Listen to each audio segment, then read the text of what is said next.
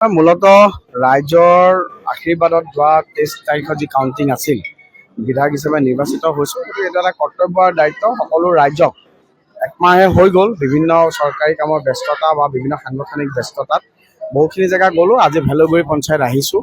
ৰাইজক এবাৰ লগ ধৰিব মন আছিল, কাৰ্যকৰ্তাসকলক লগ ধৰিব মন আছিল।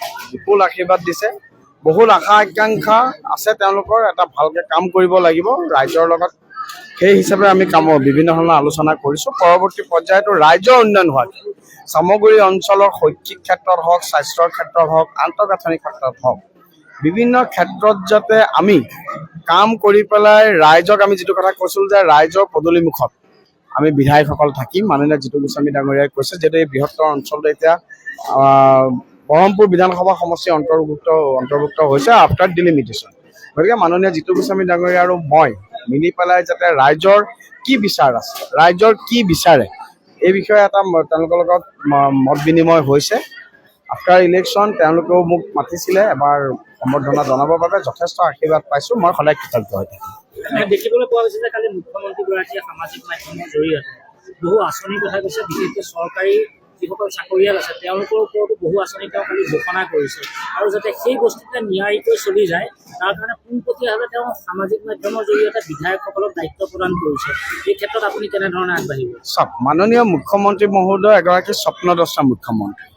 এটা ভিজন লৈ পেলাই আমি অসমক যাতে ভাৰতৰ 5খন শ্ৰেষ্ঠ ৰাজ্যৰ ভিতৰত পৰিণত কৰিব পাৰোঁ তাৰ কাৰণে তেখেতে প্ৰচেষ্টা কৰিছে। 24/7 কাম কৰে মাননীয় মুখ্যমন্ত্ৰী মহোদয়। গতিকে তেখেতৰ আদৰ্শৰে আমি বিধায়কসকলেও কাম কৰিব লাগিব।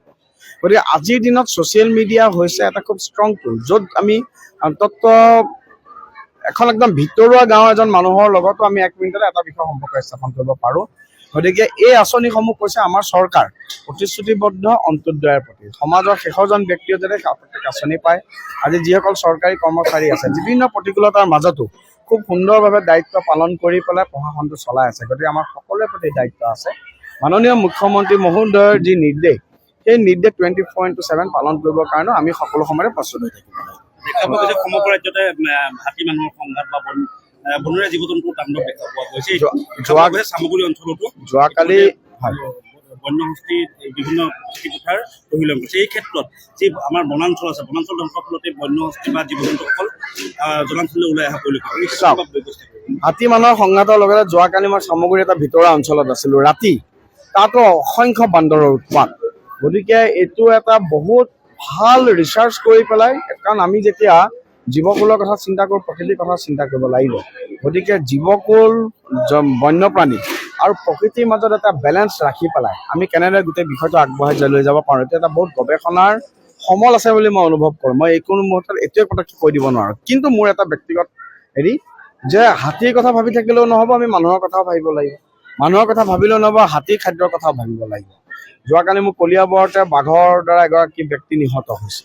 গতিকে এই গোটেই জীৱ জন্তু মানুহৰ মাজত এটা বেলেঞ্চ ৰাখি আমি কেনেদৰে কাম কৰিব পাৰোঁ, মই জীৱশ্ৰেষ্ঠ মানুহক মই আহ্বান জনাম যাতে বহু সময়ত আমি ৰাজহুৱা সম্পত্তি ধ্বংস নকৰি, অৰণ্য ধ্বংস নকৰি, পাহাৰ ধ্বংস নকৰি আমি যাতে এটা বেলেঞ্চ ৰাখিব পাৰোঁ। কিন্তু মানুহো বহু সময়ত নিৰুপায় হৈ যায়। গতিকে সকলোৰে কথা ভাবি চিন্তি এটা বেলেঞ্চ ৰাখি পেলাই আমি কেনেকৈ কাম কৰিব পাৰোঁ। মই ভাবোঁ মুখ্যমন্ত্ৰী মহোদয় এই বিষয়ত তেখেতে ইতিমধ্যে বিভিন্ন বিষয়ত নিজৰ চিন্তা মতামত ব্যক্ত কৰিছে। আৰু চামগুৰি অঞ্চলৰ বিষয়টো লৈ মাননীয় জিতু গোস্বামী ডাঙৰীয়াৰ সৈতে আমি মাননীয় বন মন্ত্ৰীৰ লগতো খুব গুৰুত্ব সহকাৰে আলোচনা কৰোঁ। পঞ্চায়ত নিৰ্বাচন আহি আছে, গতিকে এতিয়া এটা অভিযোগ উত্থাপন হৈছে যে যিহেতু এই বিশেষকৈ ভেলগুৰি পঞ্চায়ত এবাৰ বোলে এখনো ৰেচন কাৰ্ড দৰিদ্ৰ লোকক দিয়া নহ'ল আৰু নাহিলে ৰেচন কাৰ্ডসমূহ। মই এই বিষয়টো যোৱাকালি ৰাতি গম পাইছোঁ, কেইবাটাও জেগাত হৈছে। আজি মই প্ৰশাসনৰ লগত আলোচনা কৰিম এই বিষয়টো, প্ৰশাসনৰ লগত মই আলোচনা কৰিম। ধন্যবাদ।